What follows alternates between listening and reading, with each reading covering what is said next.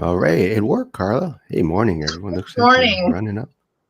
I do not know where Ned is, but Now if I can good get my morning, tripod. everyone. Good morning. Oh, Now I'm yeah. going to try to get my Hello. tripod to cooperate. Hello. Okay. All right. So, yeah, Matt, Carla, this is the first time you guys meeting, but Yeah. yeah. All good. Good stuff. So, how you been, Carla? Haven't seen you on Um, X as much recently. I have been offline for about 3 weeks. Yeah. Well, you know what? Let's maybe dig into. So, Ned had wanted to go over that savings chart again because that was actually his topic for last week, and he Okay. couldn't make it. But since he's not here, maybe we'll wait on that. And I did also want to talk about you had an X post recently that I kind of want to touch on. Let me see if I can bring it up real quick. So it's kind of about like health issues a little bit. So you kind of talked about talking and writing about money in new perspective. Suddenly, I'm Okay. not in the mood to think about or talk about money or investments. Last week, I was diagnosed with significantly high cholesterol and triglycerides. So you kind of want to maybe dig into that a little bit? I can, sure. Now? Yeah. Or you want to do Yeah. No, now? yeah. Let's just, yeah. He's Okay. like, this is rip off the Band-Aid. We'll dive in. Well, I live and breathe money just because it's what I do for a living. So I'm sort of a fractional CFO business manager for a number of businesses and nonprofits. And then I do a lot of one-on-one work with individuals who are just looking to improve their relationship with money. I work with a lot of people who are in some pretty severe credit card debt and just need somebody to help hold them accountable and help them make a plan, because there's so much information out there about what is the best strategy. You know, should it be snowball or should it be avalanche, or should it be a hybrid of that, or how will it affect my credit report if I pay these off? So I do that kind of work kind of on the side as well, and I do a lot of pro bono work teaching financial literacy at different places. So that's the world that I have found myself in on Twitter.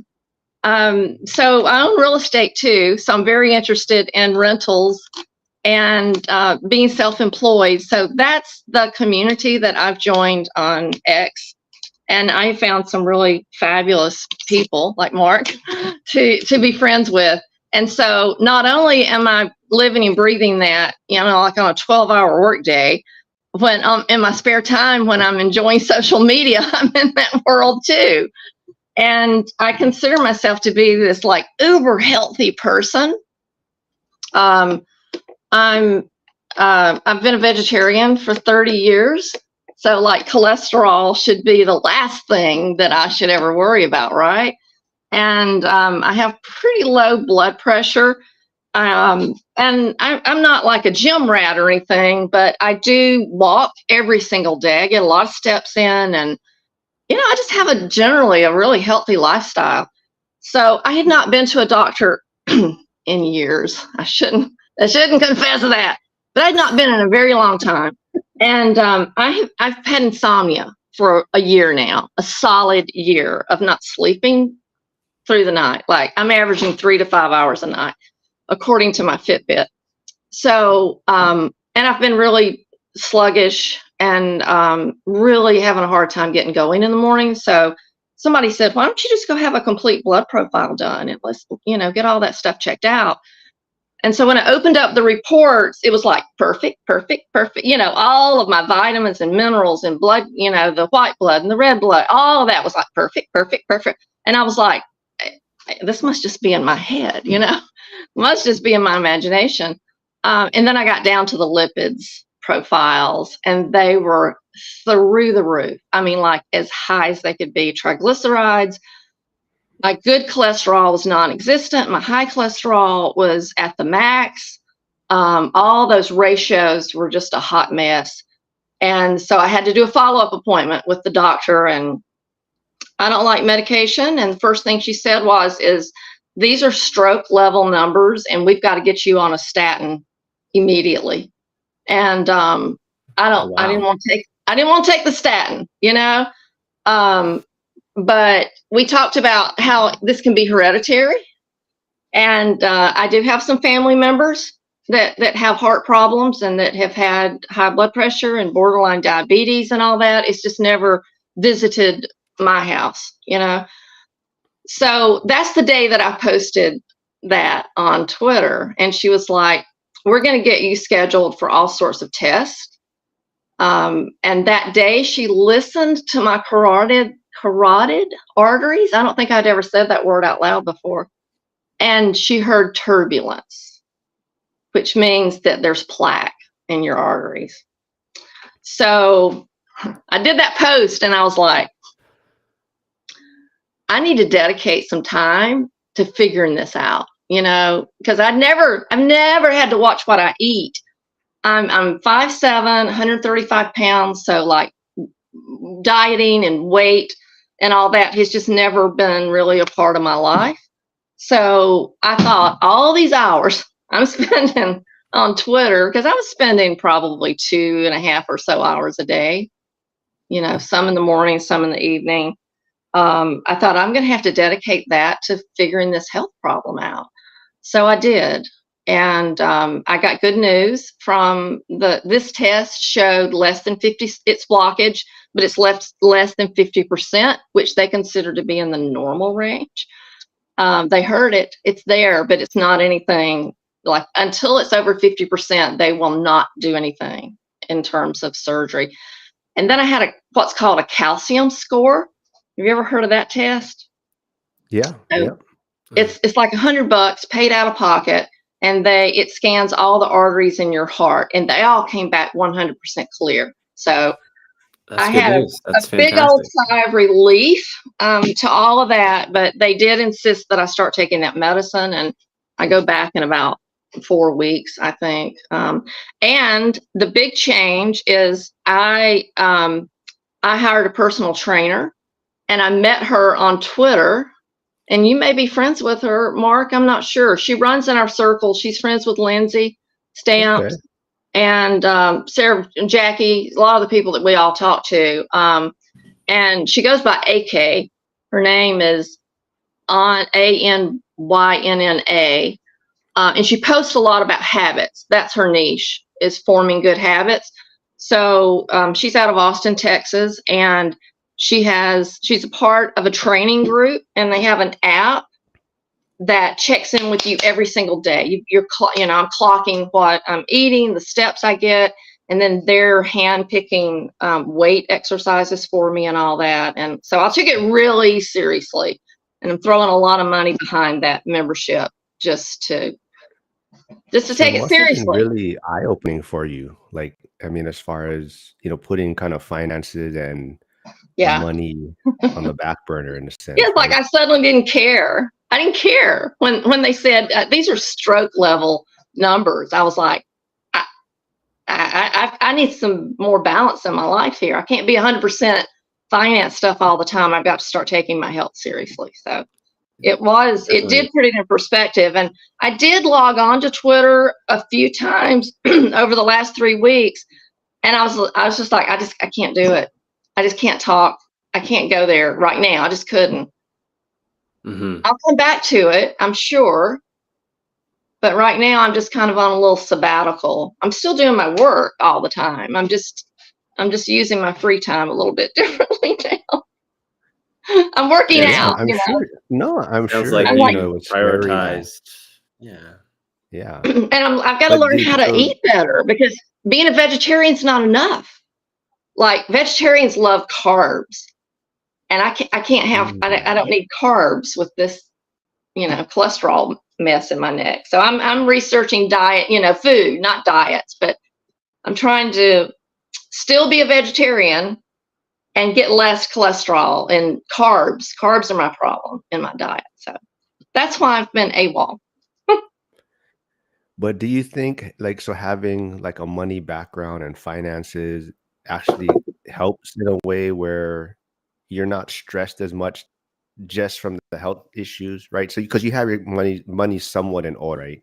Where other people maybe Right. they have double things going on, right? Money and now health issues on top of that. Yes, it takes a lot of the stress off for sure. And it's a, um, it's a really good testimony for having some rental income coming in, because if I did have some sort of hospitalization, then my income wouldn't completely stop because I have income coming in from different sources. I'm self-employed, and I bill my clients by the month. So if I do stop working, that's a negative in my life because my billing will stop. But I have other sources of income that will make up for that. So it's sort of like having all of your bases covered. And I live a very low overhead lifestyle, and that helps too. I don't have a $5,000 a month house payment because I choose not to. So it's having a nice savings along with multiple streams of income, which is so cliche these days. And having some life insurance in case I do kick the bucket, that I can have some, something from my daughter. So it's all of that. Yeah. I'm very risk averse. So I have lots of things in place to protect me and my family. Yeah. So this is not medical advice from Wealth Building Journey. Chester, thanks for stopping by. But he says, Carla, for cholesterol, check out the combination of red yeast rice and coenzyme Q10.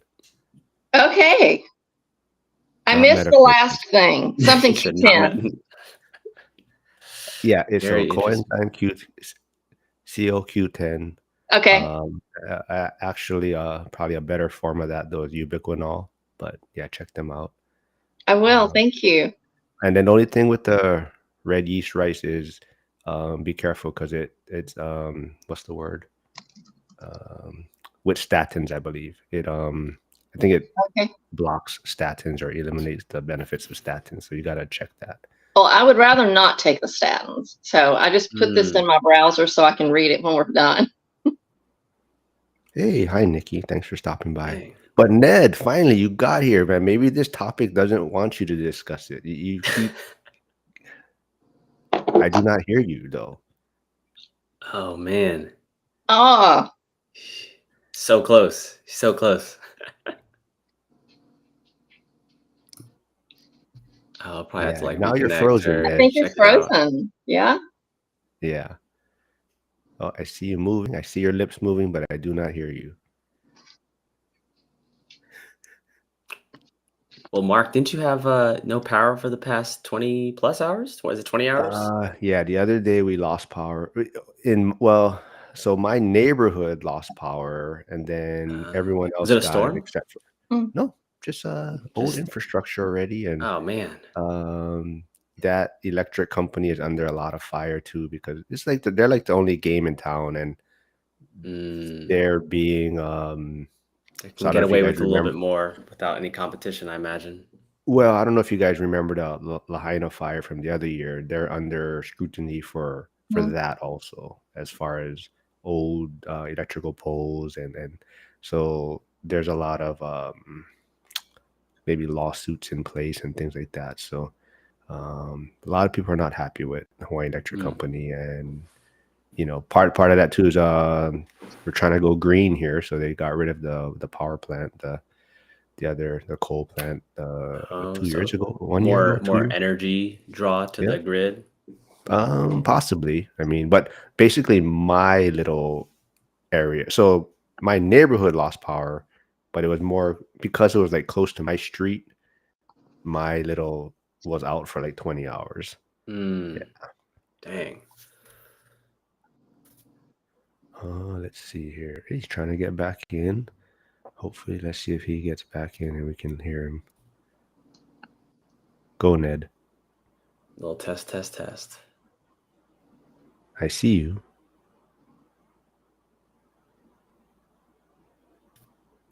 But yeah. So Carla, I mean, where did Carla go now? Everyone's just popping in, disappearing. Well, Matt, what about you? Matt? You had a good point, and you were talking about like What do you want to talk cholesterol and about? blood tests, and no, just your kind of thought on that.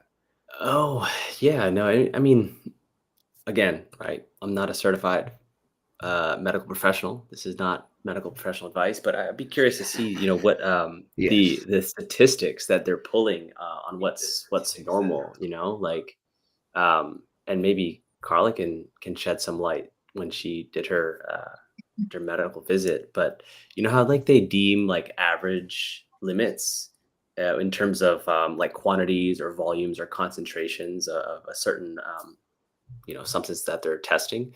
I'd be curious to know, how valid is that sample pool? Like, were they are those median numbers from people that were in the 60s, 70s, 80s, 90s? Because the food that we're eating today, and I think is much different.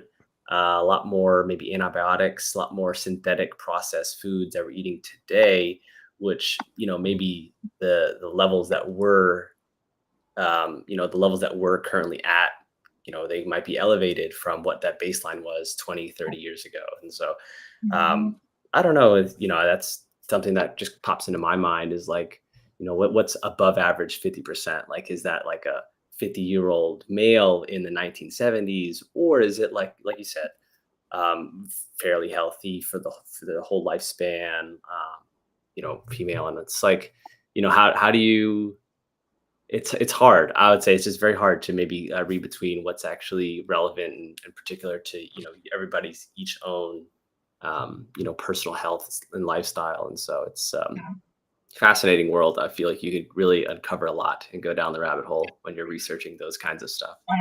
I really put my trust in the sonar that they did more than those numbers. You Sure. know, Yeah. the numbers scared me to death, but because I'm a numbers person, like I'm a numbers junkie. I'm in numbers all day long.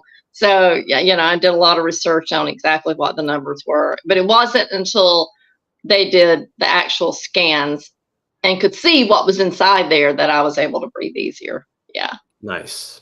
Yeah, and I'm sure that was probably, like you said, that good relief gives you that perspective of like, okay, what was very doomy and gloomy initially, kind of walk back a little bit. Okay, what's our plan of action? And then, like you said, Hmm. I think it's definitely hard for anybody to go through that, certainly. So, So, um, since we don't have our number 4 here, you said he had that savings chart. Yeah. Did he create that from stats, or he's coming back in there, Oh, or is no, that no, the no. one? That's the chart. So who was on the other week?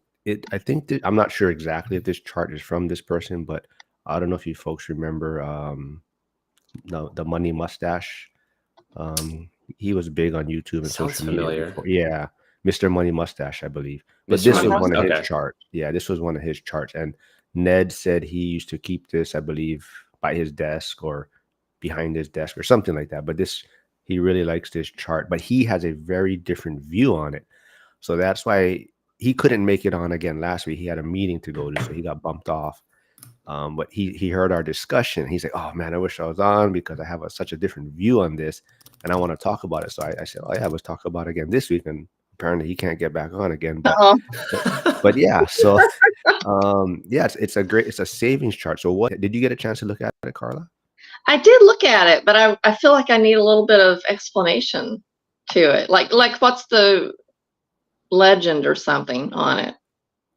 So I guess it's kind of just showing people how much they're able to save really impacts when they're able to retire or reach financial freedom number. So their savings rate kind of determines, maybe what age or how close they are to retirement. Hmm. But Ned, are they saying Can you hear me? oh, Oh, we can hear you, we are Ned. online. Oh my What's up, god. Ned? He said crisis averted. Look at that. IT skills, troubleshooting in the back. Uh, what a pain. Finally.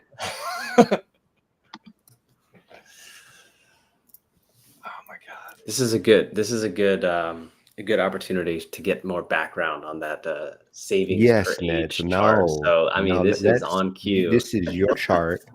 What happened? Carla wants a Sorry. better breakdown of it. Well, hey I mean, everybody. I was just hoping you could like talk us through the chart, just like give a narrative, like looking at the left-hand column. If you're 40 years old, the chart is saying, or is it saying if you're saving 40% of your income? What I mean, the savings rate. There's a lot of assumptions maybe that we could be unprivy So to. are y'all asking what I use it for or why I have it on my desk and why it's been there for 10 years. Just talk about it in general, I think. Um, Talk us through it like we know nothing about money. That's it. yeah, sorry if I repeat because I've been unfortunately listening to what y'all been talking about. I've been beating my computer up. Can y'all pull it up real quick so I can just look at it? Oh yeah, yeah. No, we were It's actually talking in about box since I Carla's just moved my other. desk. Yeah.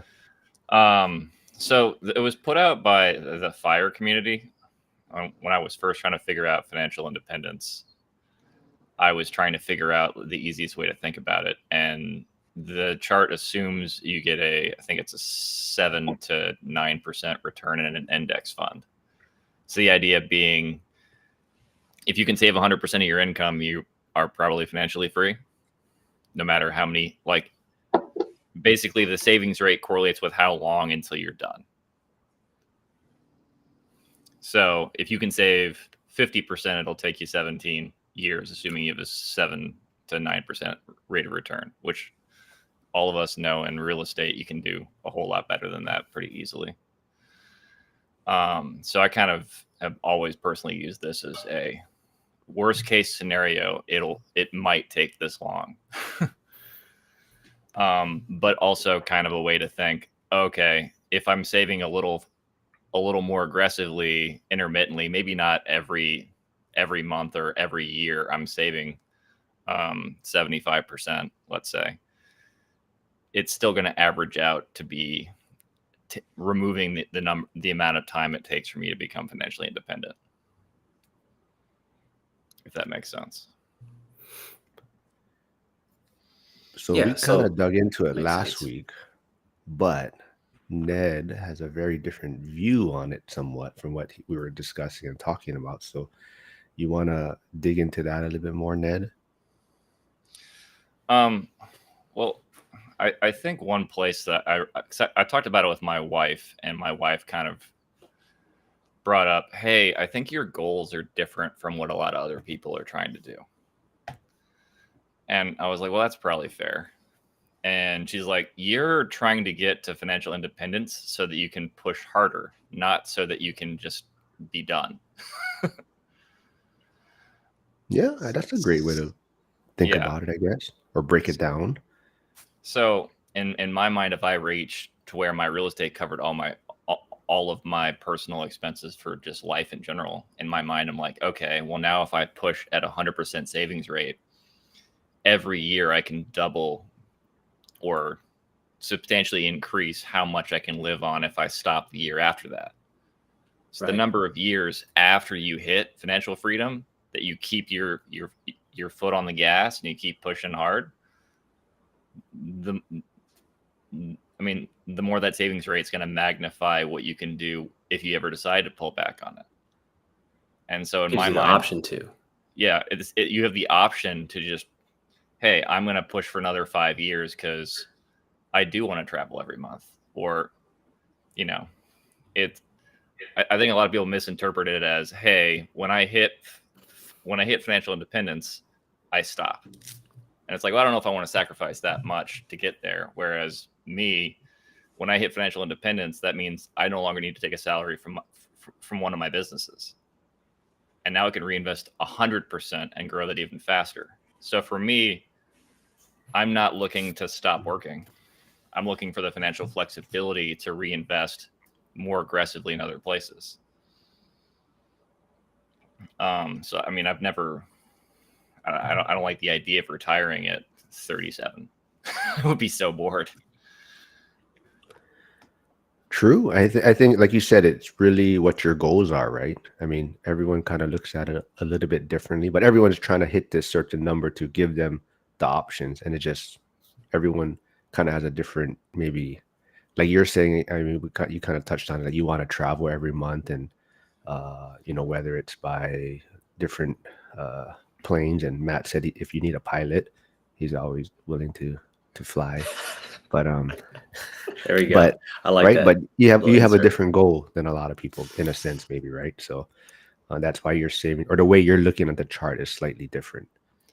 Yeah, I view that as I guess almost a security blanket. Like, hey, now that I've hit 100% of whatever my burn rate is, now I can be more aggressive everywhere else with my career, with my investments, with geographically where I like if I'm going to geographically arbitrage, live in someplace cheaper. Like it gives the amount of flexibility that you get as you get closer to that.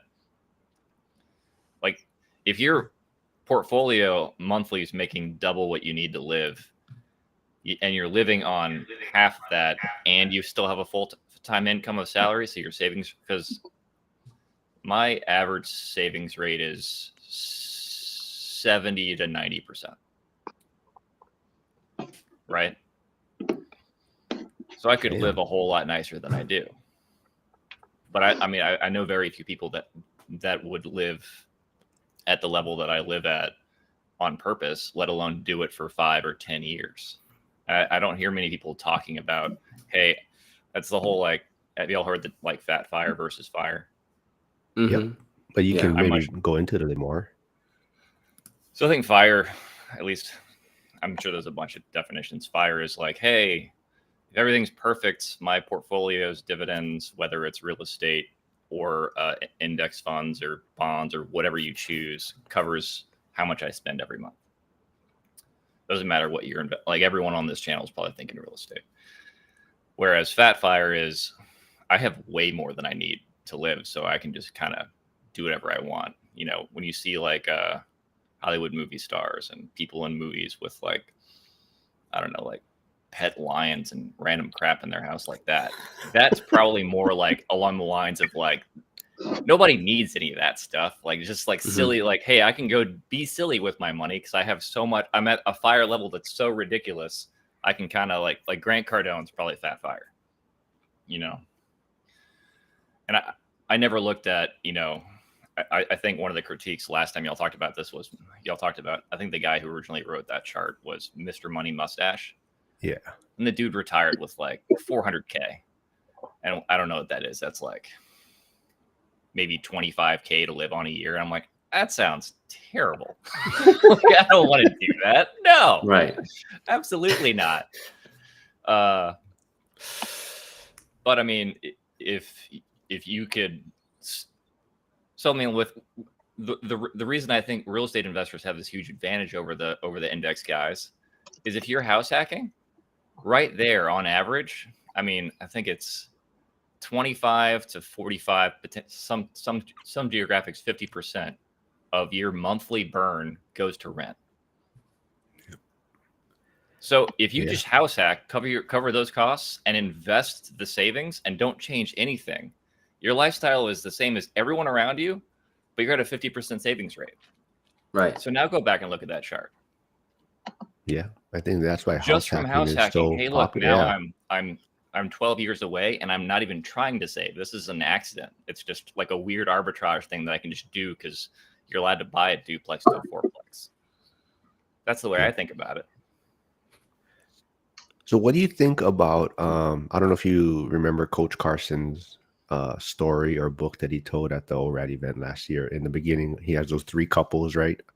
And then there's one that has like the smaller portfolio, kind of, you know, they have a lot of options though, because they don't have any requirements in a sense, right? And you have that middle one where they have like a bigger portfolio, a little more responsibility on the table. And then that last couple, which they've kind of created like a business, and they have more responsibility. So they have freedom, but at the same time, they do have responsibilities to take care of, right? So what's your thoughts on that? Whereas like you're saying, we kind of talked off camera, like you're trying to create more of a business in a sense, right? And not so much just an investor. So what's your thoughts on that standpoint? I mean, I think people mistake businesses for business isn't just they're all the same, right? Because, for example, if you're a mom and pop and you own a shop in the French Quarter and you have no employees, and every morning, Monday through Saturday, you walk to your store in the French Quarter from the place you live down the street, and you're the only employee and you make 150K a year, you're doing pretty good. So you probably don't have a car costs or any of that stuff because there's nowhere to park a car down there. You've got a business, but is that the same as having a business, aka a real estate portfolio that's 10 rental units that have no debt on them and a property manager? No, but I mean a debt-free portfolio that's 10 units that doesn't have a property manager is also a hugely different amount of work than one with a property manager. So I think it's too black and white. Coach Carson paints a good picture in that you have to think about the lifestyle of the business that you're trying to build creates. That's why, I mean, I look at Zuber and I'm like, that's too hands off. And then I look at Lumberjack Landlord and I'm like, that's maybe a little too hands on, wading around in like the basement after like the sewage broke. And he's just like, it doesn't smell that bad. And I'm kind of like, it's a little too much, you know? So it's like a bell curve. Mm-hmm. You don't have to, you can pick where you're at on there. And obviously the more you're literally waiting in the crap of it, you're probably going to get a better internal rate of return, and you're probably in the short term going to make better money. And that's okay if you're younger and you don't want that flexibility of time and space and stuff. But if you build your business to over time, bring in a team to run it for you to where it's progressively more and more hands off, maybe you get a great return on the front end. And over time, as you need less money, you can bring people into the fold to help manage and build that portfolio for you and become more hands off to where now because initially, like that first job in the French Quarter, when you own your business and you're the only employee, you don't own a business, you own a job. Mm-hmm. Yeah. But if you've got 20 of those stores and 30 or 40 employees, you own a business, the retail business. And I mean, I've talked with entrepreneurs that are in both situations, and they both think they own the same thing, which is funny. It's, you can't see the forest for the trees type thing. Right. I think that's why I love the community, the one rental at a time community, because you have so many different people with different mindsets in a sense, right? So you can kind of find someone that maybe relates a little bit more to what you're striving for. Whereas some other communities, you go there and it's like, you're basically just short-term rentals, or basically you're just fix and flip. And, you're kind of stuck in this kind of certain one strategy, where one rent at a time is like every week you have different speakers or millionaires coming on with, and they've done it a different way. So I think that's what I like about it. And even this, we have like 3 different people or 4 different people here, and we're all doing different things, right? Well, it's like one thing that people don't realize is it's more simplistic to focus on one thing when you're talking about investing. But people don't realize, I think Ben Mala is probably arguably 60-70% stocks. But people see the portfolio in Florida and think, oh man, this is a real estate guy, Yeah, I've been to his seminars, and I there's a huge line to talk to him. And then there's his finance guy on the side where there's nobody with him at the bar. And I'm of course like, oh man, that's where the value is. So I walk, hey man, you want a beer? Sit down, talk for an hour and a half. And the amount of things and the cool things that he's doing that have nothing to do with real estate that help the real estate side, because there's synergy there, is incredible. So I think you just touched on a very beautiful principle that you talk about synergy, right? And so you take somebody like, I want to say that Elon Musk's mother is quoted for saying this, but what Elon is brilliant at is taking these industries that are synergistic and then amplifying that through his brilliance, through his teamwork, through his CEO vision, a visionary of it, but it is a synergy, right? So we take whatever company, you name it, right? Like there's a synergy with what he's previously done, and it just built on top of that. And I think the real solution is, like you said, whatever fits your goals, your lifestyle, and then how your different asset classes can sort of complement, like how you can connect those 2 asset or 3 asset classes that fit your lifestyle, that fit your investing knowledge. And then, that's just like, who am I to say that's the right way to do it or the wrong way to do it, right? It's Ned's way of investing. And I think that's the beauty of like understanding and listening to various perspectives, is you're gaining that insight and knowledge that you wouldn't normally have just living your own life and kind of keeping your blinders on. So Yeah, so Carla had to bounce. Her phone is giving her trouble and it's overheating. oh So she geez. says it's like super hot and she can't even hold it. So she has to go check with her phone carrier on what the issue is. Hey, Croc Life Brett is here finally, man. Probably woke up from his nap at the station. What's But going on? You've been bringing Crocs to the station, I recruiting no, people? no, but I heard someone not pissed me off, but they do you guys follow Hannah Barron? She's like a outdoorsy fitness. And she's the one that got on X. She got a lot. There was somebody that said, "Oh, if men like this style," she's like a country girl. Like Mhm. that's what's wrong with. Anyways, but Oh, the one that like that girls were saying that she's like too manly or whatever. yeah, yeah. And she has this southern this real strong accent, and Dude, I live on 400 acres. Like that's that's the girls I grew up around.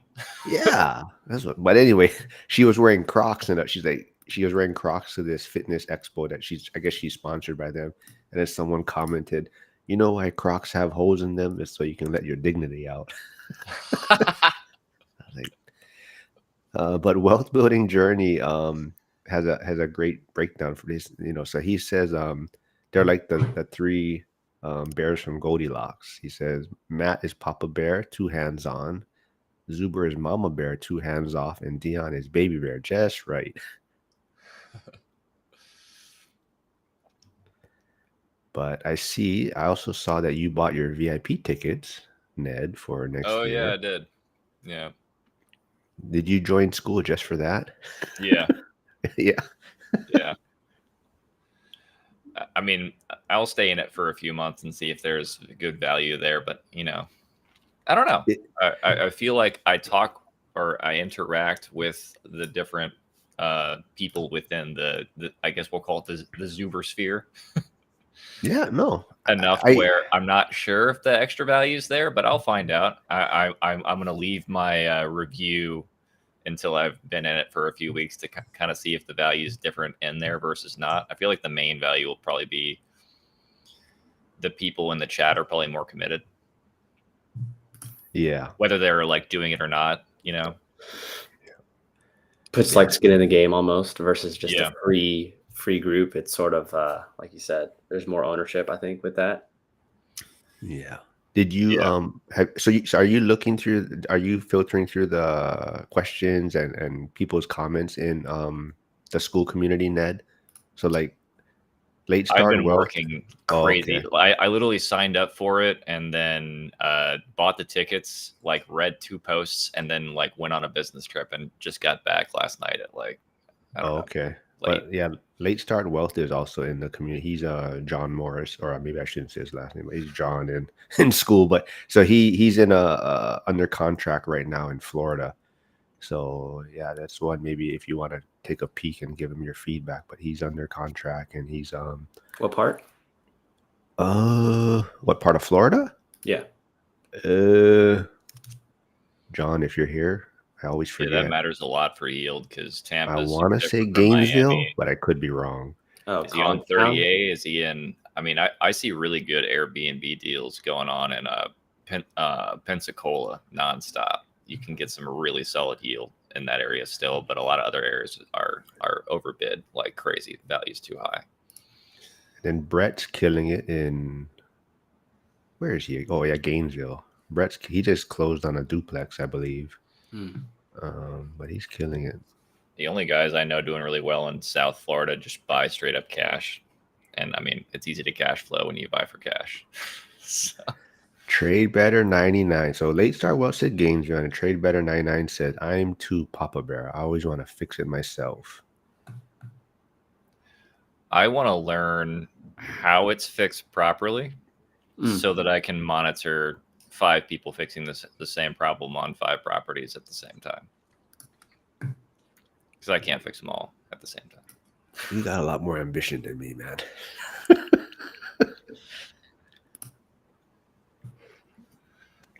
Yeah. But let's see. What else is going on here? Yeah. But yeah, I mean, I know this topic or this chart, I think everyone has a different kind of view on it, right? I mean, it's I think it really comes down to what your end goal is, right? But it's really being able to see that end goal. A lot of times we're all just working a job and not really having this end goal in sight, and we think, oh, I'm going to work till 65, and I have whatever in my 401k, and that's kind of the plan, right? And I think that's what's important about this community is everyone is kind of seeing a different path and getting a certain number in their head that they want to accomplish. And I think that's what's super helpful. And so I don't know if you heard, Ned. So like even Carla, we were discussing initially was a post she had on X, and she kind of got some unfortunate health news as far as like her cholesterol. Like she's a vegetarian for 30 years. She had like bad numbers that came through on she wasn't sleeping well, so she went to the doctor, got blood tests. She had super high cholesterol and lipids and whatnot, and so it was eye-opening for her, right? So I think that's also why we're kind of talking about how having your finances in order, or even just having a mindset to where you're trying to get to a certain number, to where these type of situations where you get health information or bad news like that, it's not as stressful in a sense, right? So I think it's also important in having this perspective. I guess that's one detail people I don't talk about it much, but I had a brain tumor. So when I was in college, my parents had a good job, or have a business, and so they were able to help with. I mean, I was in college, so they paid the medical bills and all that stuff. But I had had my brain cut in half. Brain cut in half? Yeah. So, you know, your brain has the hollow spots in it. They're the ventricles. They make the fluid your brain floats in. I had a tumor in my left lateral ventricle the size of it, I guess, tip of my thumb. That's a large grape. Jeez. So they had to go in, and the two lobes are connected. It's by the corpus callosum, the bridge. They had to literally pull the hemispheres apart, cut 80% of my corpus callosum, go into the dead center of my brain, and pull out something the size of tip of my thumb, or my whole thumb. So I had to learn how to walk, talk. I had to relearn how to do math. And you sure you don't want to retire at 37 and just? No, man. Just like, this is my second life. I mean, everything here forward is bonus. So I've got my foot to the floor, man. But I also need to be able to have like that financial cushion of, I don't know, 5, 10x what I need. So that if there are any like health things like that pop up, I just can go, okay, I don't care, and write a check. I don't want the check to be the limiting factor. I'd rather my body be what fails, not my bank account. True. Yeah. So.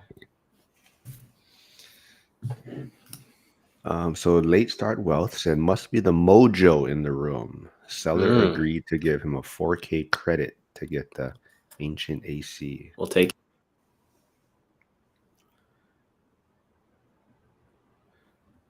Hold on, I gotta comment on Dion's live because he's messing up my live. He's doing 2 lives back to back. Damn, he's pulling. No. He's pulling the. I know. Pulling the audience right there. Yeah. But yeah, man. I mean, so let's see. I'll be honest. I haven't bought my tickets yet. I'm still on the fence about the VIP side. You thinking VIP, or what are the arguments for? I guess the hard part about it is we don't know what VIP is yet, but I did it last year, so I'm not downgrading. Exactly. So no, but that was kind of my thing. Like I don't even know who's speaking. I don't know what other benefits the VIP, because that's just kind of where I'm at right now. Yeah. You're paying for the surprise. Yeah. But definitely going. That's for sure. I just, because honestly, I don't think I really ate too. I mean, I did, but I wasn't really sitting down. So I don't know. Let's see. What is he? There's something to bed after. No, yeah, that makes us push harder. Yeah, very true. So trade better. I don't know if you guys heard his story too, but he He's beat cancer. Cancer, so, right? Yeah. Yeah. Hey, Hugo's here. Hugo, oh, you're back on X. Yeah, that's what you were saying. I haven't seen you yet. So, what's up, man? Finally, did they tell you why you got kicked off of X or any reason? Mark, you gonna be a speaker? You gonna surprise us? What's going on here? Not that I know of. That's one of the questions in the. Yeah, I saw that. Not that I know of. Oh, here we go, Mark. What would be your speaking topic? There you go. If I you like were to that. if they were like, hey, Mark, we need to fill the keynote address here. So Mine what would are we just talking about? be get out there and do it. Whether it's get your first property or buy your first stock or start your YouTube channel or put yourself out on social media. But it's so much people I feel like are just wasting time trying to find the right time to start it, or they keep telling me, oh yeah, I'll look into it next week, or I'll start next week, or I'll figure out what camera I'm going to buy first, or what microphone I'm going to buy first, and it's just like, man, just start, man. Just get started. I mean, I'm not. I mean, even me, I'm still trying to figure things out, and you're constantly evolving and figuring new things that you want to do with it. But you got to just get started. That would be just my biggest thing. And as far as engaging, I would talk about just networking, and don't be afraid to reach out to people and communicate people. If you have a need, reach out to them. Even so, I don't know if you guys saw. I mean, I don't know how involved I'll be or how much connection I'll have with them, but I got to join the Drunk Real Estate Fantasy Football League. I don't know if you folks follow their podcast, but that's like AJ Have not. Osborne. Yeah, so there's AJ Osborne. He's a big self-storage guy. Jay Scott, he's big on Bigger Pockets. He has, I don't know if I have his book here, but he has that the Real Estate by the Numbers book. Who else is there's Kyle Wilson and Mauricio, but they're a big podcast, and they had a fantasy football league, so they're asking for people, and I just commented on the YouTube. I was like, hey, I'm in if you guys need people, and they emailed me, so Oh, I'm gonna nice. join them. Yeah, so but yeah, I mean, just reach out to people, connect with them, and yeah, just do it. I mean, I think for me, that's more important than like followers or any of this stuff online. I just like, it's very hard to network with people that are doing similar things in person. Like, it's so hard to find real estate investors that are like even remotely on the same level.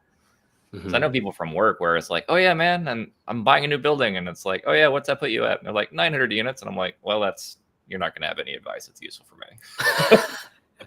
Yeah, like the curse of knowledge is you just surpassed where you're currently at, the current state.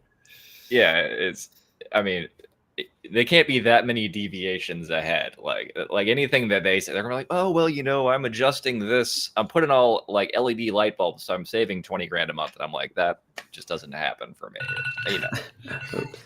I gotta wear special Crocs though if I get on stage. I gotta get the boot ones with the spurs and all that. You gotta have like dazzled, like the little things that stick in there. They gotta be like fully blinged out, man. You gotta have. Yeah, it's a big stage, dude. Big stage. Yeah. You might even have to have those fake toes. You've seen those fake toe giblets or whatever that they hang Well, out we'll there, see. dude? We'll Are see they what like Sierra. Hulk feet instead of Hulk hands? Like, what is that? Oh, they have that. I seen that one. But Sierra's supposedly working on gibbets for Crocs. I guess we've been talking about it, so she's trying to work on some gibbets. Well, she's gonna have a good community of people that will be in the market. So yeah, it's awesome. Yeah, what else you guys want to talk about? You guys want to talk about anything else you guys saw recently? What's going on X right now? What did I see? Oh, I saw rate or the unemployment and what was the other number that 4.3 came out? Unemployment jobs. and jobs came. Yeah. So is it the mortgage rates are coming down? It'll be the lowest in 2024, below 6.5 or no, 6.3. I saw 6.4 the last by Lance Steinberg posted. I feel like I accidentally timed listing my houses really well. They're gonna They're gonna get listed on Monday. So, yeah, all those. So okay, but do you think rates looks like they're coming down or softening? but do you think people are still going to wait on the sidelines because of the election? I don't think anyone's going to be affected by the house. The single family I'm going to list is the most affordable thing in that neighborhood. It's going to list for, I don't know, 560, 570, something like that. And it's anything close to it, like 850 to 3 million in that neighborhood. So as far as like, it's like the starter home in the neighborhood. Nothing is even close in price. So that'll sell quickly because it's just something in that price range in that neighborhood just doesn't come up often. And then the fourplex, that's going to get bought by someone looking for a vacation house or an investment property. I don't really see it getting affected by the kind of educated investor or wealthy person looking for a super nice vacation house that's going to buy that doesn't care. I don't think. So I don't think I'm in the market, in the parts of the market that are overly affected by that. I could be wrong. We'll find out next week. It might be crickets. So, but the New Orleans market is super different from the rest of the country. Matt knows that. Like, we've been in like nuclear winter where everyone else is like, everything's fine. Whereas like insurance has messed stuff up here so epically bad, which is great if you're trying to find a deal, if you believe that the insurance market will stabilize. So another thing. So Stan was on yesterday, and he was talking that he's not sure about going to Vegas because that's like Mardi Gras week or something, or month, or Exactly. so, Yeah. So that was something early in February. And if you're a true local, that's why you want to leave. That's it. That's right. Well, to his point, I guess it depends on if he did he say why he wants to stay? Was it to experience Mardi Gras, or is it because he's going to have guests staying, and if they need like a last minute thing? Yeah. So he's booked already, he said, I think. So that's like their busiest time, he said. So that's our Super Bowl, which actually is going to happen the week before on the 9th of February is Super Bowl here I almost said Las Vegas, but in New Orleans. So it'll be a big month. So the original Super Bowl date, it was Mardi Gras and Super Bowl on the same weekend, and the city was just like, no, absolutely not. Cannot happen. You have to like import cops from Texas to control it. They still wouldn't work. Yes, that is a true statement. Crazy. But Trade Better's asking, how is the 20plex? Yes, you talking about the walkthrough we did with Ned? Yeah, I think I have 19 leases in place now. I think the 19th move in, so I'll have one vacancy as of I think next week, and I'm still trying to find there's something up with the way that the tub goes into the unit that I think that we showed in the video. Remember, there's no tub in the finished unit. There's something wrong with the way we're trying to get the tub to seat and seal against the wall and stuff. So I think that'll get figured out, and then and it'll lease up quick because it's going to be the nicest unit in that price range in the entire Algiers Point area. Yeah, there's nothing with those finishes for under $1,000. Yeah. So it's going good, which is nice because we had 6-7 vacancies for like I think it was 6 to 8 months. So it's going to go from basically cash flowing probably like 1 to 2K to cash flowing probably the gravy train, baby. Yeah. 9+. So heck yeah.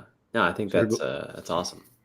So go check it out on Ned and Mojo's YouTube channels. I'm putting their links below if you guys want to go follow up on their collaboration. 2 walkthrough videos, right? Ned did one first, and then we kind of I think we saw another renovated unit, and so things are progressing.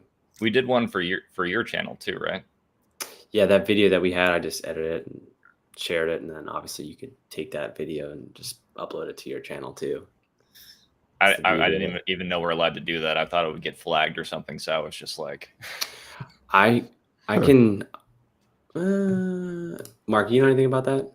What would you get flagged? Or what would you Well, think you because need to get it flagged? would be the identical video twice. I'd have to go in and like make adjustments and edits and stuff to make it unique. I don't know if that's a rule or not, but I've heard other YouTubers talk about once you get over a certain number of followers, like your videos are more heavily monitored. So I figured since it was on Mojo's channel, that it was just I couldn't touch it. Oh man, dude, we're small I don't know. small fries out here. I don't know how the I'd algorithm be- works, man. I I'd don't be keep track of all this surprised. stuff.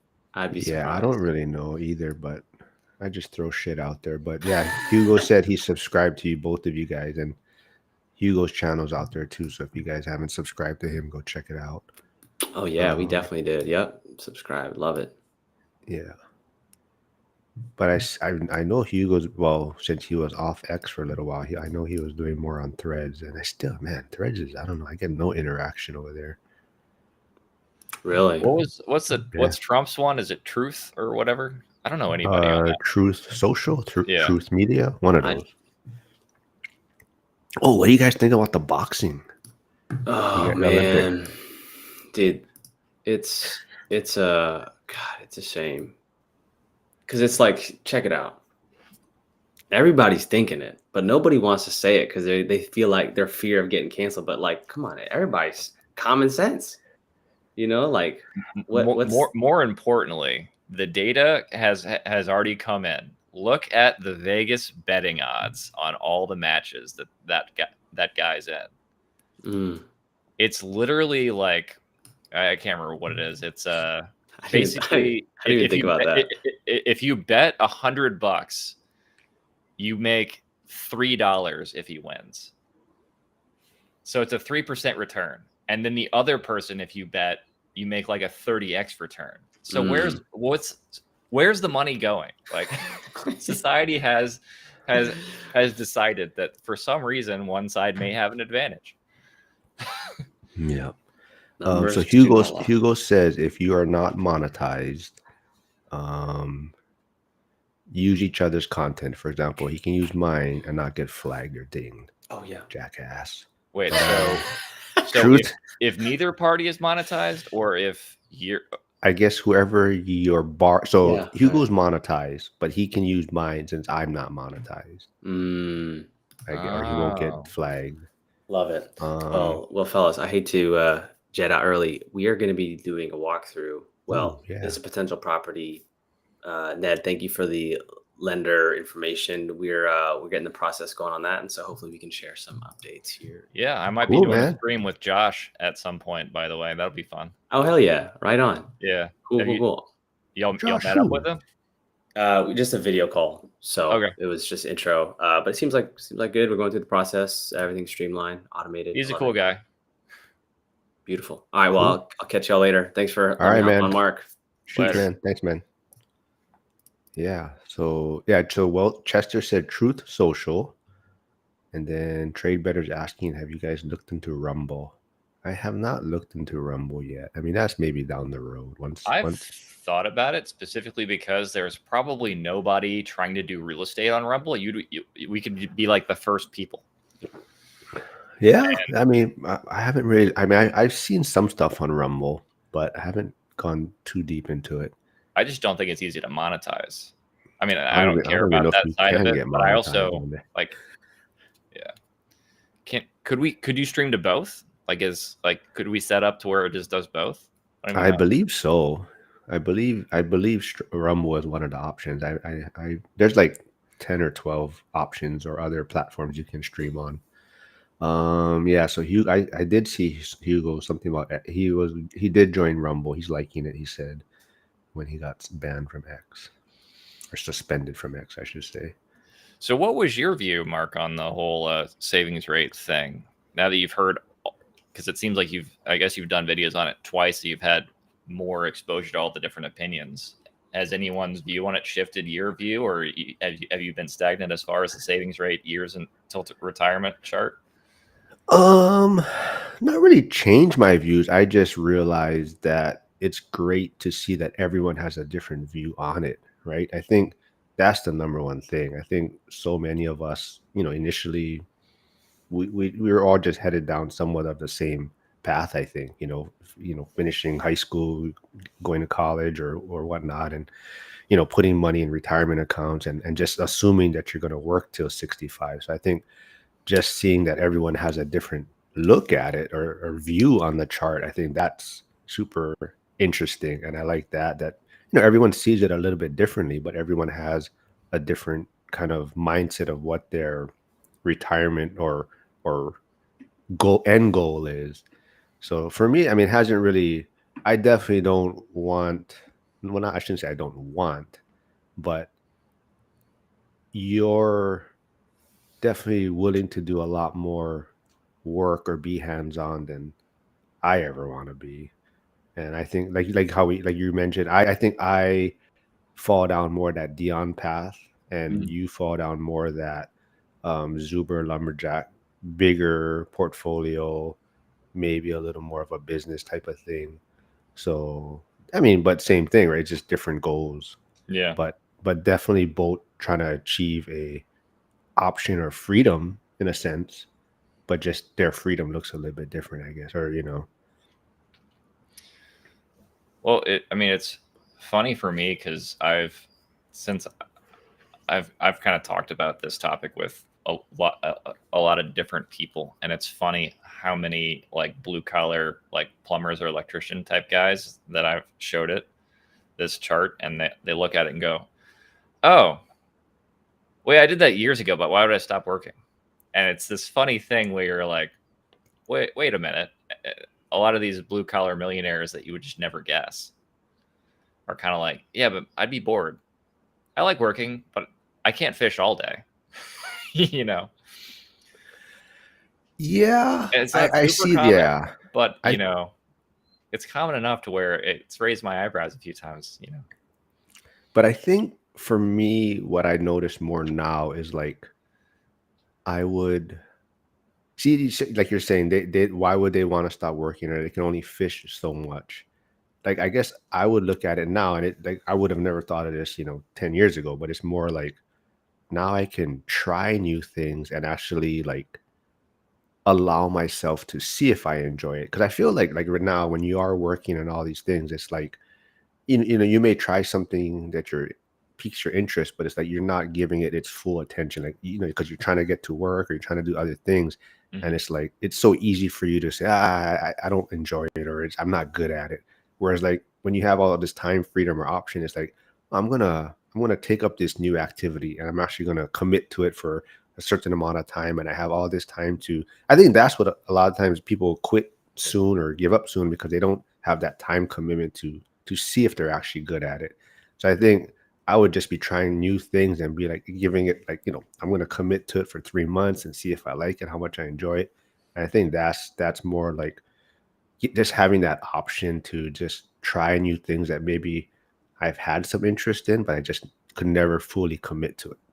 So you can do more of the 4-hour work week type thing. We're going to go learn how to do salsa dancing and travel and learn different languages and all that stuff, or is it more of a Well, I don't know about the salsa dancing, but I don't know what your no, hobbies yeah, are yeah, going to be or yeah. are. Yeah, no, definitely. Yeah. Things like that. So like, whether it's shit, I don't know, building a video or creating a video game or some, just something that like I could do it my son probably. Like, oh, if he wants to figure out how to create video games, and that would be something I'd probably maybe dig into, and then it's Mhm. like I could commit to it and he can kind of see what I'm doing and learn, and and then shit, maybe I'll have fun or be good at it or what. But just yeah, just that option. Oh, here we go, Ned. You're on the spot.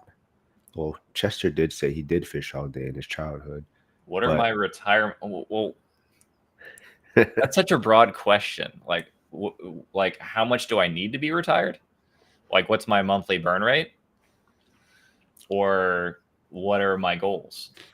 I guess just it's just tell them what you told me that you did. So, which bit. I'm pretty transparent, so about how you want to travel and how oh much. Yeah, yeah, I would love my stretch goal would be, can my passive income easily cover private flight? Um, so I mean, I've even looked into it. So, I mean, when you hop, let's say I wanted to go from New Orleans to New Hampshire and back. Think that'd be probably, if I wanted an 8-passenger jet, that'd be $16,000. But I think that's a 10 person. Anyway, it's 10 people, $1,600 a head. You bring your whole family with you. Say, hey, like, because one of the things, my parents were pretty successful and they retired somewhat early. And my mom told me, hey, I see the direction you're going. And the thing you're going to have to worry about is once you achieve these goals, you're going to realize your friends can't come with you. So you either need to build your life in such a way that you can bring them along and carry their costs because they're not going to be able to keep up, or you're going to have to find new friends. Yeah. So that's one of the reasons my goal is so much higher, because in my mind, I'm like, all right, well, I'm not going to just be covering my costs, because there are people that I know aren't going to be aiming this high because they're more worried about raising their kids. They're more worried about more, I guess, normal things. And so in my mind, I'm kind of like, all right, well, if I want to bring my loved ones and the people in larger and larger circles around those, I need a much larger flexibility. And something like private flight makes it easier. Like, it's because, they're not going to feel guilty about, in my mind, they'll feel less guilty about, oh, well, the seat's empty if you don't come, like, the seat's there. So the fuel's getting burned either way. You might as well ride along. Whereas if I'm buying them a ticket and stuff like that, people get all weird and self-conscious about certain things. And I just saw enough of that when I was younger with my within my social circles, to where it's like, kind of like, I saw people get success, and then suddenly people that were in their lives either fell out or whatnot for different reasons. And in my mind, I was like, why build so that I'm free but can't bring people that I enjoy hanging out with me? Which means, like, hey, hitting my freedom number isn't even close enough. Yeah, that's a good point. They're also talking about Tango and Crocs. Late start, well, says got to put on the go. Okay, Chester, it's not go faster straps. It's sports mode. Okay, you better get that correct. But Ray's here. So I'm with you, Mark. I would be traveling until I get bored, and then maybe go work when I feel like it. And I don't know if you know who that's Ray. He said he met you in, let's see, where did he put it? He met you at Robin Hood, Cody and Christian's multifamily, he said. Oh. I'm trying to remember. I'd have to see a picture. I'm so bad with names. He's the awkward guy. There are a lot of those. No, that's his joke. So he's good friends with Curtis, but Curtis, they're like, oh, Ray is awkward. Ray, if you're there, I'm just kidding. But so one thing, if Trey Better is saying I'm going to be Meet Kevin, if I have those things, I'm never going to show them. You'll never know, because that's not like I would never want that brand, because it makes things seem too unattainable. I'm much more on the Zuber side of things, where, one rental at a time. Because if your story's too big and your success is too big, the reason I think Grant shows stuff like that is he wants to inspire you, but simultaneously make you think you can't do it. Because he doesn't want you to buy your own stuff. He wants you to invest in his fund. Yep. Which is exactly what Meet Kevin is doing as well. So, hey, Frank is here. Yep. Go check out Frank's channel. Frank's channel is growing quickly. I think he's in Vegas right now. He's celebrating or taking a break because I think they just they're closed. They're under contract for their 9th unit. But hope you guys are staying out of trouble, Frank and Cynthia. But Nikki asked, do I have an age when I want to retire? So my plan is to work 2 more years in the firehouse. That's the vision. And then, I mean, I'll still be doing real estate stuff on the side, but a lot of it too is more my parents. They're getting up there in age, so I'm actually in the process of getting my house ready to rent out, and then I'm going to just move back in with them. Oh, you're gonna do it. Yeah, I'm going to do it. It's just every day, every day I'm doing stuff over there, and it's just going to be easier. So I gotta start cleaning out my house and getting rid of. And that's another thing. You start realizing how much shit you accumulate, and realize how much garbage you have or useless things that you have. But it does put things in perspective. Well, if So you've moved 11 times like me, you slowly cleanse it out every year. yeah, I mean, there's so much shit here that I'm just like, but yeah, so My wife that's and the I have moved plan. more times than years we've been married. My wife and I have been married 9 years. We've moved 11 times. Oh my goodness. You're lucky she stayed with you, man. But yeah, so Nikki, but not really an age. If things could change if something did happen to my parents abruptly. But 2 more years probably in the firehouse is what I'm looking at. Part of that too is, I mean, some things could change. I mean, I mean, I still like going to the firehouse. It's just my focus is on something else right now. But things could change. I still like going. But part of it too is I do want to leave early because I want it more for like proof of concept, so that when I do talk to the other guys in the firehouse or the younger guys, it's kind of like I can kind of tell them like or show them like, hey, I enjoyed my career this many years, but I decided to leave early because I was doing other things on the side. So that's part of it. Let's see who else. Who's commenting here, man? Everybody's commenting here. Oh, Starling. Yeah, Brett. Yeah, somehow I gotta learn how to block Frank from getting in here. Yeah, if he could, you know what? I'm gonna block people that have AOL email accounts. I'm gonna put that in the filter, and it's gonna block all these old guys. Frank and Chris Wissing. Does AOL still make that annoying like screeching noise whenever you log in? Frank, that's Remember for that? you. Yeah, yeah. The dial.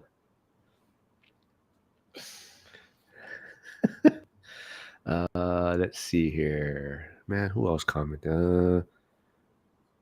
So wealth building journey. His recommendation, Nikki, is instead of an age, have the point when your cash flow exceeds your monthly living expenses, be your retirement goal. So That's here's a funny thing on that topic. Technically, if you average out my months, I have reached that number. But then if I have to do a remodel or anything like that, I haven't. And then other months it's 30% more. So it's so volatile and up and down that I mean I'm not comfortable doing that, you know. And then also like for example, when my house sells, I'll be way above that yeah. because I don't have a house now. But I think the important thing is also you have pieces to move around, right? And that's why it's so important to have Yeah. assets and other things. Where some people, like you said, if they're heading down that traditional retirement path, it's like they don't have pieces to move around so much, right? They can only touch their retirement account at a certain age, or they face penalties and whatnot. But having assets, you have more chips on the table where you can make moves that may fit your lifestyle or have more options. But so Ray said Ned, I was the Filipino guy that came with his wife, the photographer. Not ringing a bell, huh? Tons of Filipino guys at the meeting, I guess. What's his name again? I think I might have it on my phone. Ray. Damn, Ray, I forgot your last name. Hold on, I gotta go look on Facebook. Ray, what the hell is his last name?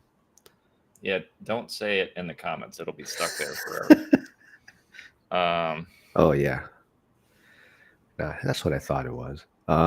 Oh, Frank, that's a jab at me. A lot of senior citizens wear Crocs. Hannah Barron wears Crocs, so I'm all for it. What? Where are you going now, Chester? The difference that is between knowing Financial independence, cash flow equals monthly expense, and financial freedom. Very true. I think I remember Ray. Did Ray not have any? He only has maybe 1 or 2 units. But he is growing. He's actually doing kind of like remote. He's doing like Airbnb stuff, short-term rentals remotely. Gotcha. So I believe I saw he's in Michigan or Detroit somewhere. He's just either furnishing or getting ready a short-term rental. So he's dabbling in that space. So but yeah, he's killing it. He's always I believe he bought his tickets too for the ORAD event. He couldn't make it last year. Not like I gave him shit about it for not showing up, but he's Curtis's friend too.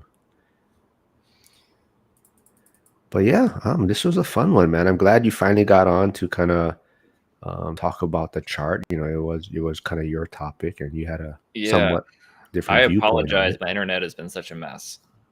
No, man, we just got to roll with. Well, you got called into work too last week or whatever, so yeah, we just roll with it. You know, it's fun. I'm glad that people keep wanting to do this, and you know, we get interaction in the comments, and people are able to stop in. So yeah, it's fun. I think it's gonna even. Oh, so Ray said he has 4 units now, but I think it's gonna make it even more fun at the ORAD event because people are starting to be able to communicate in these lives and start to get to know each other a little bit more on a personal level and get some background on everyone. And it's going to be kind of like an icebreaker. So when you already get to the event, you know, it's going to, you know, people kind of know each other already. So I think it's going to be even better. That's why I keep saying, and every time I have Zuber's kind of quasi attention, I keep saying name tags with YouTube handles, because the number of people that I met at the last, like, I didn't know who you were until like halfway into the evening when we were all really tired, and I was like, son of a bitch. Sorry for cursing on your channel. Oh, Frank's putting me on a spot. Do you have a ticket and a hotel? I do not yet, Frank. I'm still on the fence about the VIP. So I've got VIP, and I think we're going to do a room at the Encore. Oh, there's Ned's plans, Frank. Yeah. But I'm not sure because last year Amex had some special where the Encore was like 70% off because I thought that I would gamble, and I'm never going to gamble. So okay, so do you think booking now your hotel is better to look for the rooms now, or do you wait? I'm not good at that stuff. That's why. I'll probably start looking at them in the next couple of weeks. Because I mean, I can't remember. Last year we got them probably like 2-3 months before. I feel like if you get them like the week of, they're always crazy expensive. But if you get them far enough advance, they're cheaper. Oh, Darrow's here. I haven't seen Darrow in a while. Janitor on Fire or Postal Nerds. But I'm tired of promoting his YouTube channel because his channel is growing kind of fast. But do go check it out. His stuff is cool, man. I never realized I never thought I'd be interested in looking at different post offices, but it's pretty cool. You know, it's just like looking at real estate in a sense. Like it's pretty unique, all these different post offices. But go check out his channel. Old guy REI says, "I don't want to know you better." What's he talking about? You know, just you know, communicating in here and then, you know, going to the event. It's going to be busy. Oh yeah, it's going to be Valentine's and President's What's Valentine's Day? Well, the week, right? So it's Valentine's Day, and then the weekend is when the event's going to be. That's going to make it more expensive because my wife's coming, so she's going to want to go. I mean, she's going to want to go to shows and stuff anyway. Oh yeah, man! I better start looking. Yes, Nikki, I'm. If you haven't heard, I'm considered the wingnut or the connect. I like connecting people. I don't know if you got a chance to connect with Sierra Homes and Hustles, because I think she's going to be in your neck of the woods, or maybe she is there now. I haven't talked to her recently, but if you want her information, just let me know. Postal Nerd, what are you laughing at, man? He's laughing at something. But yeah, it's just fun. This was a fun one, man. I'm glad you got on. Yeah, sorry my lights aren't good, but you know. No, man. It is. I'm just glad you got on because I didn't want to have to bring this topic up again next week. No, it's. I mean, I'm glad you guys have topics. You know, when you guys bring up topics, it makes it even easier for me to schedule these. So Were I your like that. talks about the topic different each time, or You did mean you this feel like, chart? yeah, well, you did it twice. So was each discussion kind of the same thing, or was because the first one I watched maybe a third of it, and it seemed like everyone was pretty against it, pretty negative. Yeah, I think everyone is kind of I wouldn't say against it, but I think there's more people that relate to like we always go back to it, but relate to the Dion kind of blueprint. And so you are somewhat the outlier in trying to build more of a massive side. So not that people are against it, but I think there's more people in the community.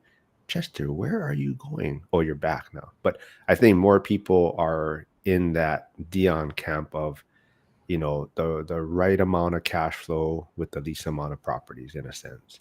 So I think I would much prefer more properties and then building a full-time staff in place so that I can manage things through. I want to build a business that I can manage like Dion manages his. Yeah, that would yeah, be my goal. that is a great way to look at it too.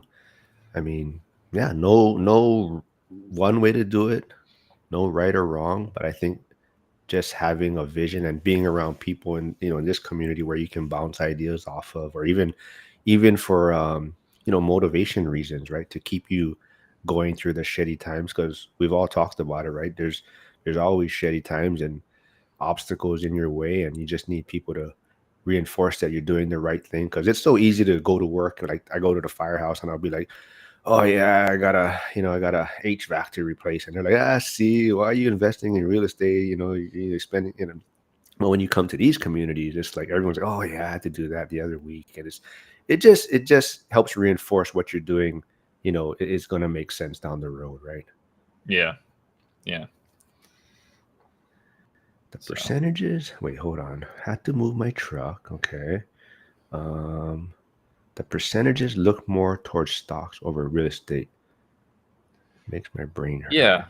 So what he's talking about is the rates of return as far as the image that I sent out. It's 100% based on index funds, and I mean, a typical stock portfolio right now probably pays anywhere from 1.5 to 2.5% dividends if you're like a normal mix, unless it's an index fund or something like that.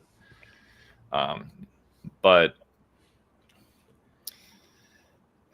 you're almost always going to get better yield with real estate. But I think what people don't realize is that yield comes at the expense of higher risk, because that yield generally comes because you've got leverage and because it's more hands-on. Yeah. So the higher risk and the more work something takes, the higher yield it's going to be. That's why if you own like a mom and pop corner store, or something like that, you can make 30, 40, 50% per year on your rate of return on your business, because you're working in it for 12 hours a day, that kind of stuff. All right, Daryl, I'm a little confused by this.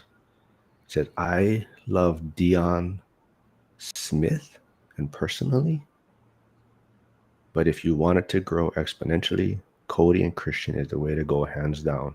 Oof. I do like Cody and Christian, but if you also kind of look at it, they've seemed to have so much risk. But I mean they've seemed to kind of not, I wouldn't say split's the right word, but maybe their visions have changed.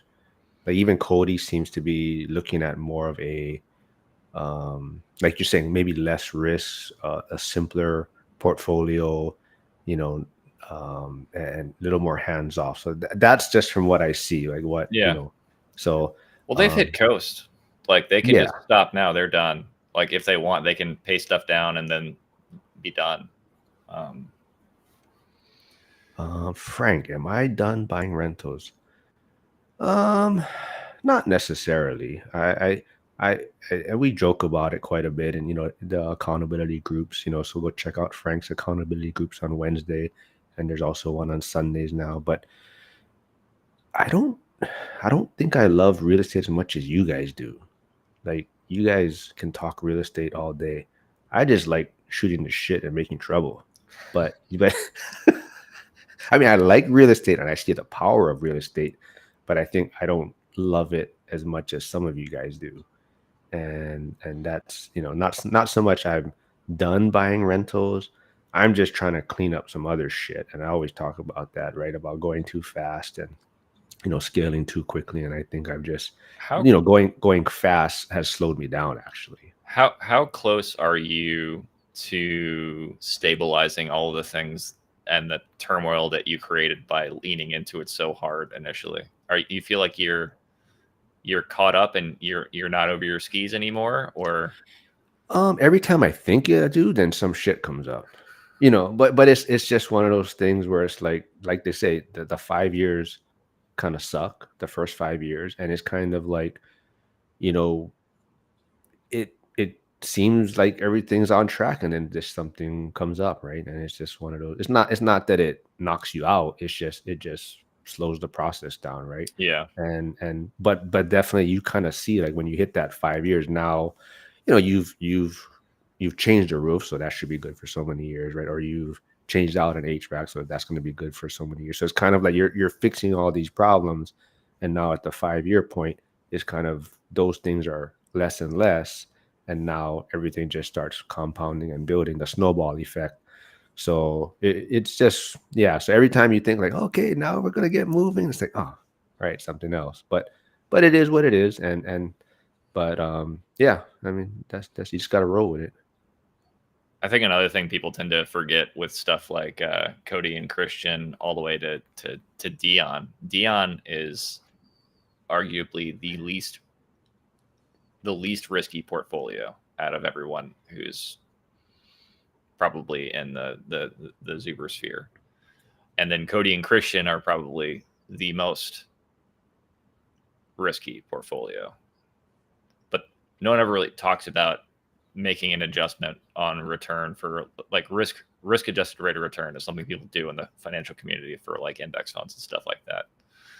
You'll see, hey, this fund yields more, but it's, you know, on Vanguard, they've got like I don't know if you've ever looked at Vanguard index funds, but they have like, it's like 5 or 6 little bars and it goes from green all the way to red. And red is like leveraged 4x real estate ETF. Could go to 0, you know? And then green would be bonds. You'll make 2% every year. It's probably not going to lose it, but you know, but I mean, Cody and Christian have balloon notes.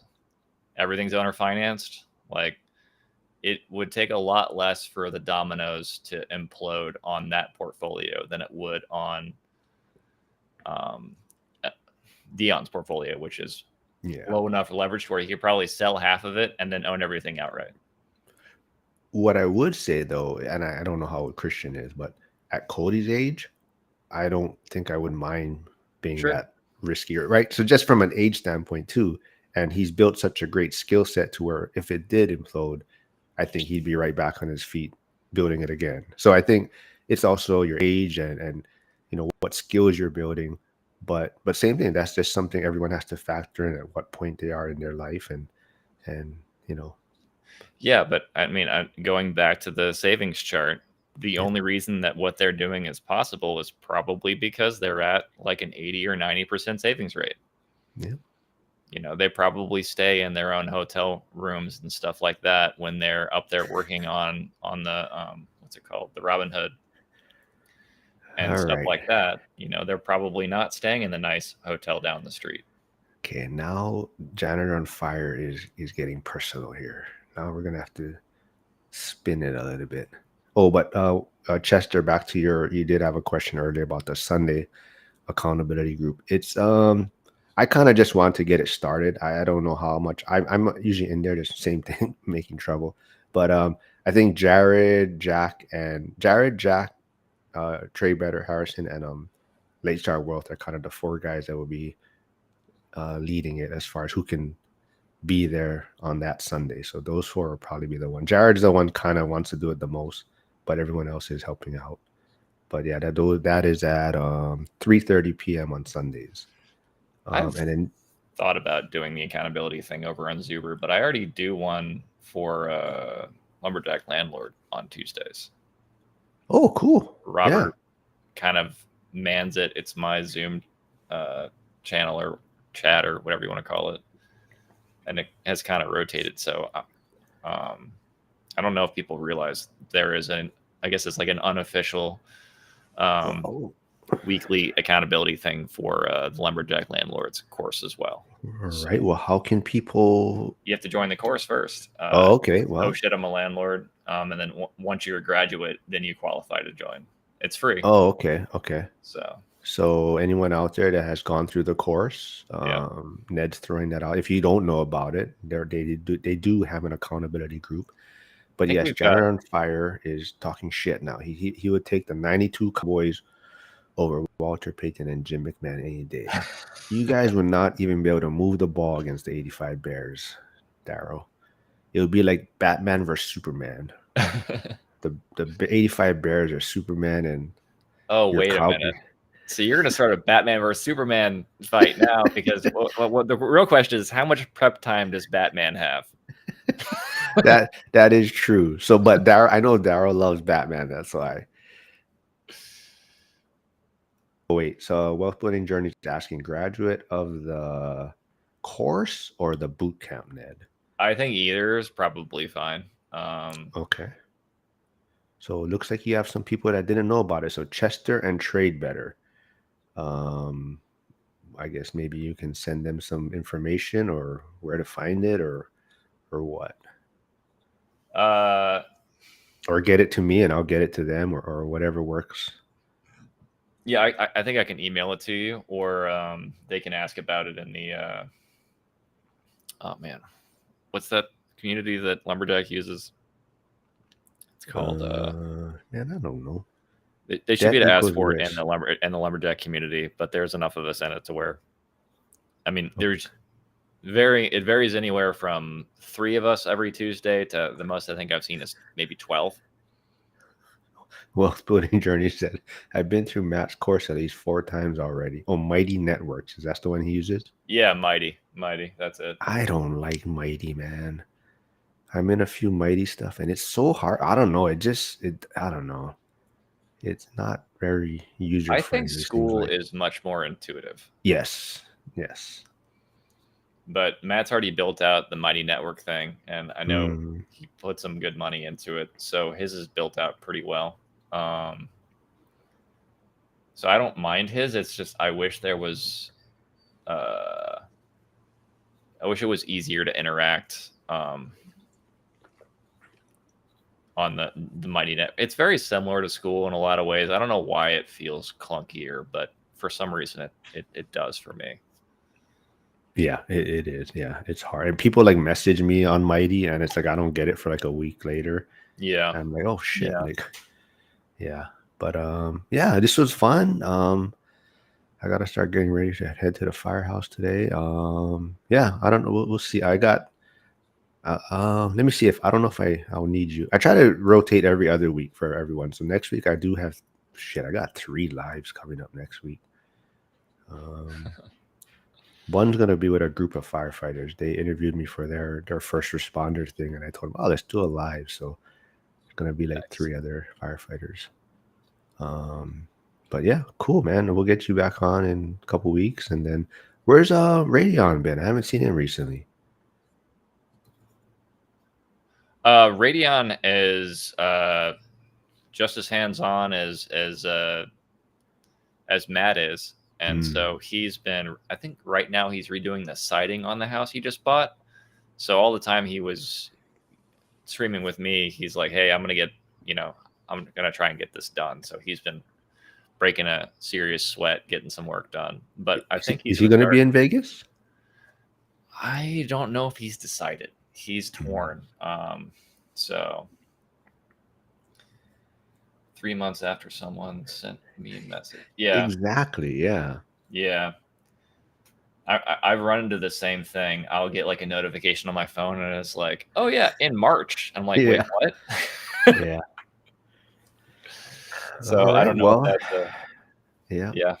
Thanks everyone for stopping by, making the comments, and chatting with us. It's always fun to connect with you folks. And yeah, we'll be back. I'll be back next week, and then we'll get Ned back on in like 2 weeks. Oh, Harrison will be on next week. I know that. So I think it was Friday or Well, Trade thanks Better for the 99. invite.